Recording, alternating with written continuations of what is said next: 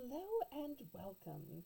I'm Southern Belle, and since I've started my channel 6 weeks ago, I haven't talked too much about Southern culture, but I want to make up for lost time. I found out today when I was talking to a friend of mine who innocently asked, "Hey Belle, what are you up to tonight?" that sometimes we Southerners have some unique words and phrases, and sometimes we have multiple meanings for the same words and phrase, and we can even confuse each other. I don't know how people up north can sometimes understand us, and especially people who are across the pond. Y'all must be confused all the time. So I thought I'd share this funny little story with y'all. And if you want to hear more stories about Southern culture or funny Southern words or phrases, y'all let me know. If y'all are bored silly, then I'll go back to my regular content. But I thought I'd share this one little story with y'all just to see how you like it. And it's the kind of story that if I ever went live, I think this is the kind of stories about my everyday life, which may be boring to some, may be interesting to others, that I would probably share and tell. So my friend said, "Hey Belle, what are you up to tonight?" And I said, "Oh, it's going to be a long, grueling night of putting up." And she and she started laughing. And she said, "My oh my, who in the world is it you're putting up with these days? I thought you were single." And I said, "I absolutely am. I'm not putting up with anybody. I want to, but nonetheless, there's just not anybody in my life to put up with these days." And she said, "So, are you putting up laundry?" And I said, "No, that would be putting away laundry, not putting up laundry." And she's like, "Oh, yeah, that's right." So then she asked, "What, are you putting up Halloween decorations? I thought you didn't celebrate Halloween."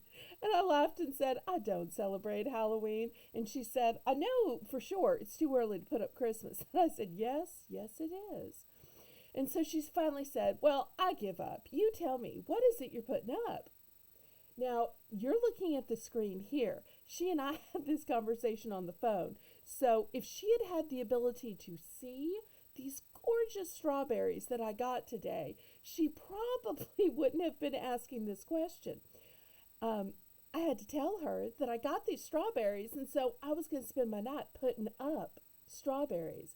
Y'all may not call it putting up anyplace else, but down south, when you go through the whole process of having to wash, to dry, to cut the foliage off, to pack them up in baggies to freeze in order to save to get you through the off season for strawberries, we call it putting up, meaning putting it up to save in the freezer.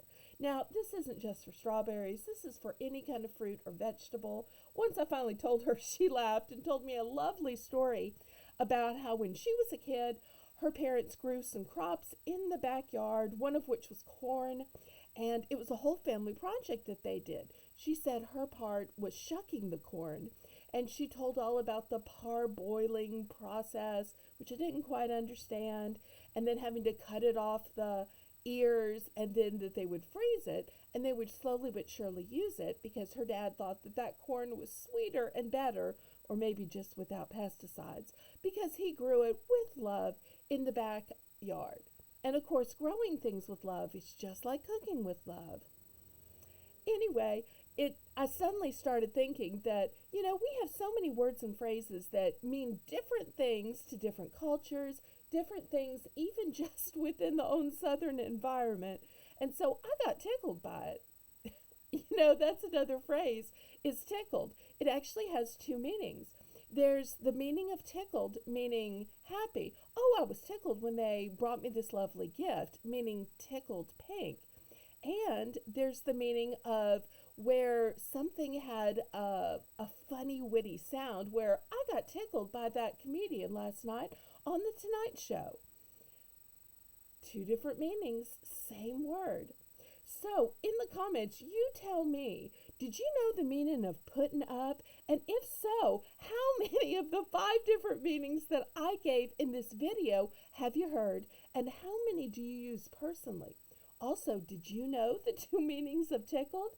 And if you know some other Southern words or phrases that you'd like to hear me talk about in upcoming videos, then put them there too. This might just become a series, or it might be a one and done. We'll have to see what the audience response is like. That's the great thing about having a new channel. You can just try things, see what the audience thinks, and then make decisions from then on. Sometimes you have to just be bold and try things. Well, until next time, laissez bon temps, roulez. Let the good times roll. Roll in your heart, roll in your mind, roll in your soul, roll in your vocabulary. Until next time, bye-bye and God bless.